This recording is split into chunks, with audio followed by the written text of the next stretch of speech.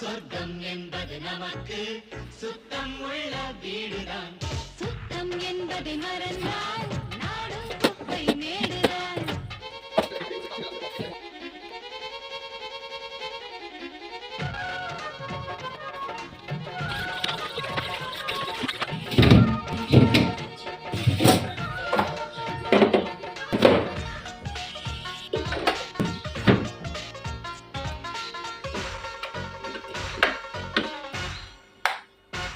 குளிக்கும் அறைக்கும் கெட்ட கெட்ட வார்த்தைகள் படிக்கும் மனத்தில்